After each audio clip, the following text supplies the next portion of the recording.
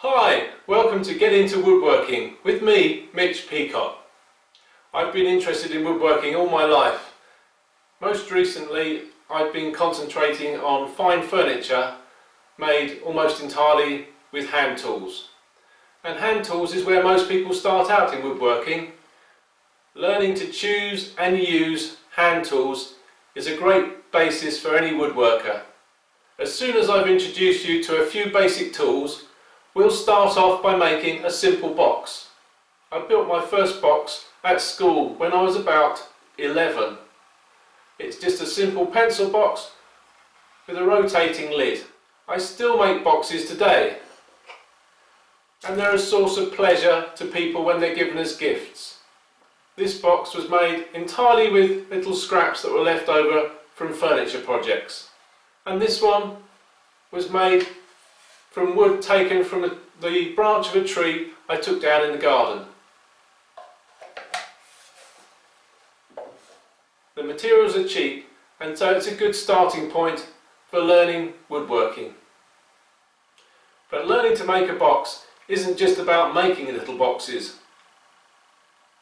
If you think about furniture, quite a large amount of furniture is just boxes of different sizes. For example, take a drawer. That's no more than a box without a lid. And what do we put drawers into? A chest of drawers. And that chest is simply a box with an open front with slots for little boxes called drawers. So learning to make boxes is a really good foundation.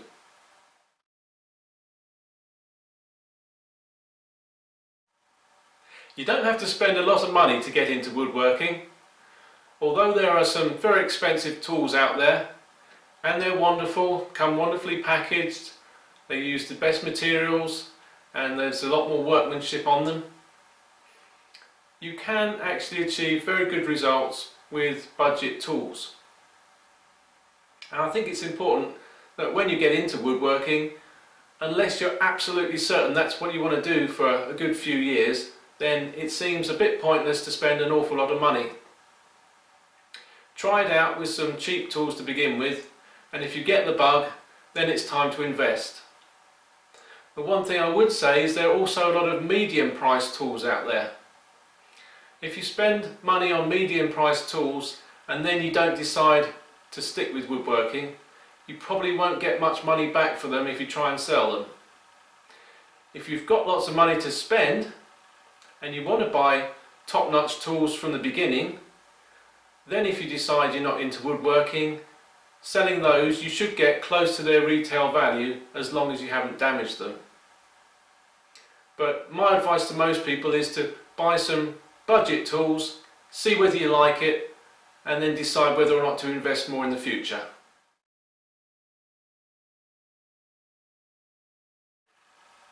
I'm going to cover today some of the really basic tools that you need. Let's face it, when your wood turns up, it's not going to be the shape you want it. And the quickest way to get it into the sorts of sizes you want will be a saw.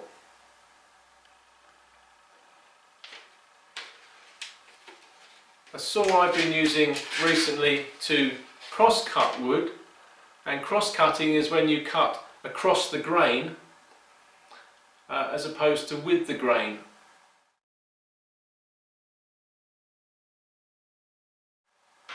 For those of you that don't know much about wood, here's a piece of beech. It has a grain running in this direction, and you can see lines, figures in the wood that tend to run in that direction. The origin of that is that the tree grows upright like this, with the rings that you'll know, the annual growth rings, going around in a circle. Those circles continue all the way up the tree, and when you cut it into planks, you'll see those lines going up through the wood. And if you look at the end grain of a piece of wood, you'll see those lines with a slight curvature on it because of the way it's being cut out of the log. Cutting along or cutting in the same direction as the tree grew upwards is called rip cutting, and cutting across as though you are cutting horizontally through the trunk of a tree is called cross cutting. And this is a 10-inch cross-cut pull saw. The pull means that rather than pushing the saw through the work, it does all its cutting when you pull it back through the work. This saw costs under £10 and is very good indeed. Another alternative, which isn't so common these days, is a saw with a number of separate blades for it. And those blades then get attached with a little wing nut, and this saw actually came with, I think it was 5 or 6 blades, a cross-cutting blade in the form of a dovetail or tenon saw, a short rip cutting blade, a keyhole blade, and a few others. I think one was a metal blade, one was a pruning blade. I bought this about 25 years ago when I started getting more into hand tools, and it was very cheap at the time, and you still see them around these days. That's a good way of getting a couple of different saws at a budget price. Another good saw to pick up is a little dovetail saw. It'll have a solid back on it and a handle either like this or a pistol fashion handle, and the teeth are very fine and they produce a nice smooth cut. For cutting curves, a handy tool to have is a coping saw, which has a metal frame with a small blade which is held taut between the two sides of the frame. That tension allows the very small thin blade to be kept quite taut. This saw cuts on the pull stroke as well, and so you'll often see a piece of work supported like this, and you'll be cutting by pulling the handle underneath the work.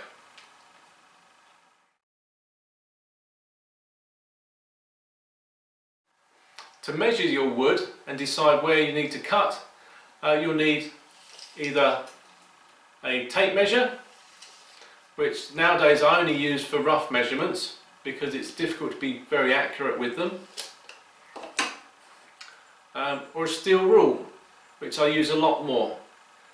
The measurements on here are etched into the steel, and so you can register either the tip of a sharp pencil or a knife in that registration mark and be spot on with your measurements.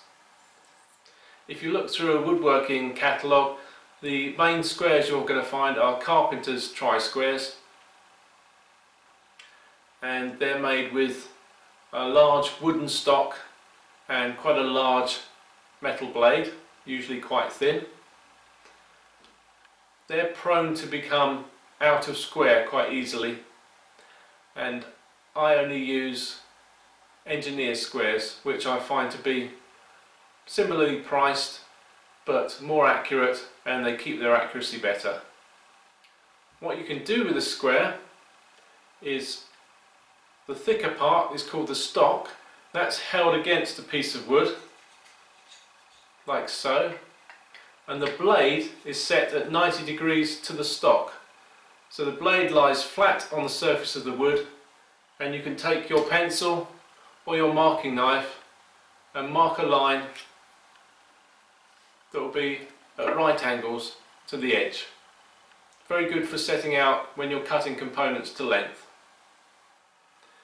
When you're marking your wood ready to cut, you can start just using a pencil, but the best thing to do is to move on to a knife, because the knife measurement is much more accurate than a pencil.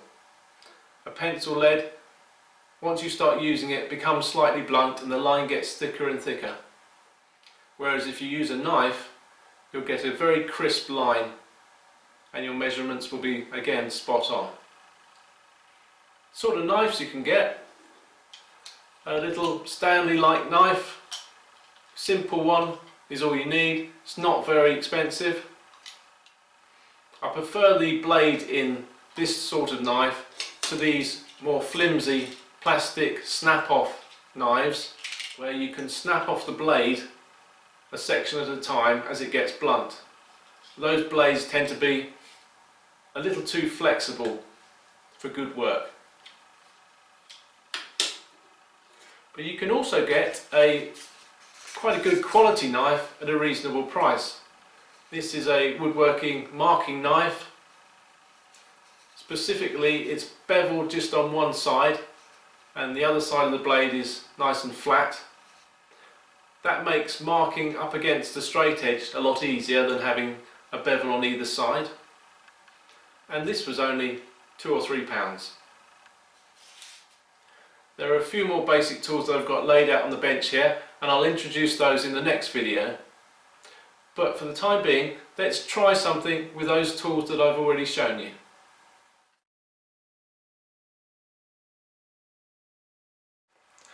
I'm just going to use this small piece of studding timber, which is cheap to get hold of and good for practicing on.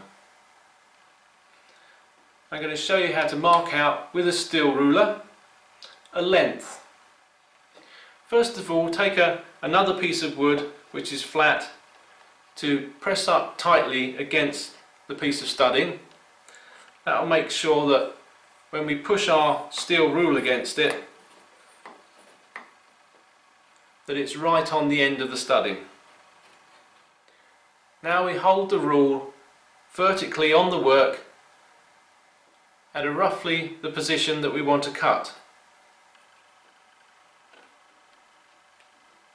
Then we take the knife and we can feel the tip of the knife into the graduation on the side of the ruler, and then let the knife drop down onto the wood just to make an indentation. Now we've measured very accurately from the end of the work to where we want to cut.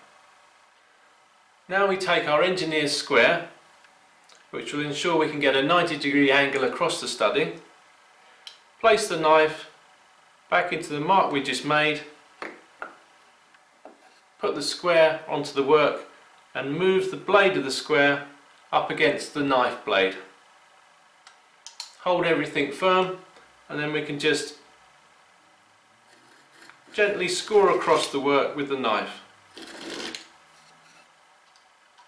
That gives us a lovely sharp line at the correct measurement. If you have a pencil and it's sharp enough, again you can register it in the graduation of the steel rule and drop it down onto the work just to make a little point. And again you can move the square up to that point and mark across. But the width of that pencil line is thicker than that knife line, so you can introduce a little error there. Before I reach for the saw, I just want to mark the piece of wood that's going to be the waste that we're cutting off, so that I don't cut the wrong side.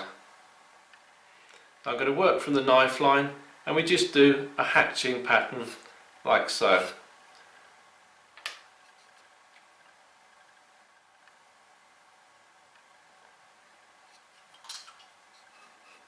If you've marked your line with a knife, you can come back with a knife and just start on the corner of the work to deepen that a little bit, and then from the waist side just cut in to the deepened knife line and leave yourself a little notch, and that will help you start the saw.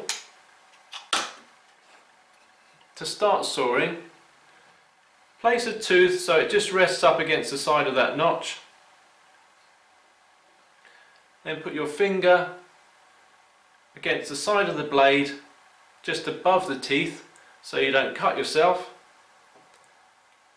And then with no pressure down on the saw, just move it backwards and forwards gently to start your cut.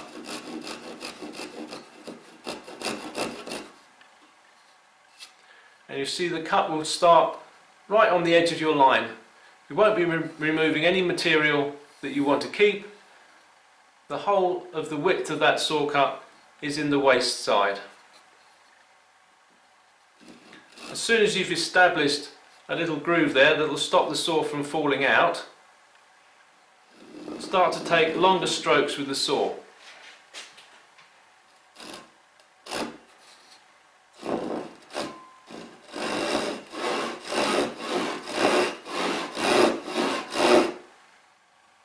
Take a look at the way I'm working. I'm holding onto the wood with my left hand.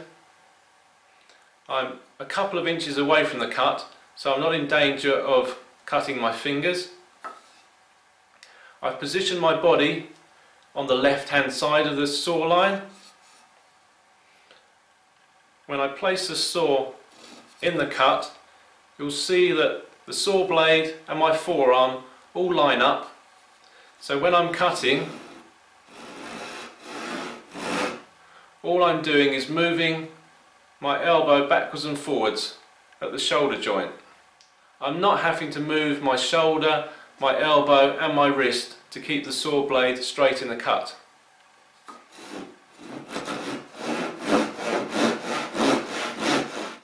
Take a look at my feet too. My left foot is back, my right foot is forward, and my toes are actually in line with the saw cut. So I've got my body in a comfortable position, I've got a good stance, good balance. The only thing I need to concentrate on is pulling the saw through the wood. To cut a board along the grain, we want a rip saw, and we need to support our work so that the cut won't go into the bench below. And what I've got is a small table here. I can set the work slightly off the edge, and on this occasion I can clamp with a foot, and the saw is held at quite a steep angle to the work, and I've notched again with the knife to start me off. I draw it back a few times,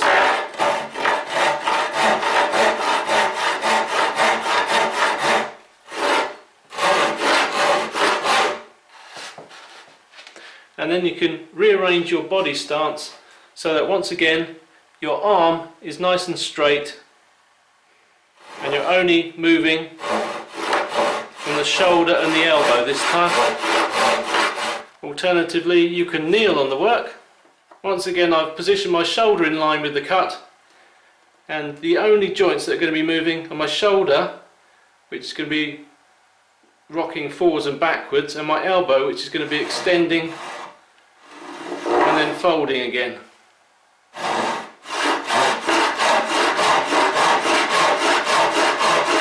So I would suggest you try to get hold of a budget rip cut saw and cross cut saw, just to have a bit of a practice, see how you get on. Whilst I'm talking about saws though, the most common you're going to find is this type of saw, which is known as a universal saw. Its teeth are prepared so that it can cut equally well ripping wood as cross-cutting wood. Unfortunately, that does mean that it makes a worse job, or a more difficult job, of both of those tasks than the specific saws for the job.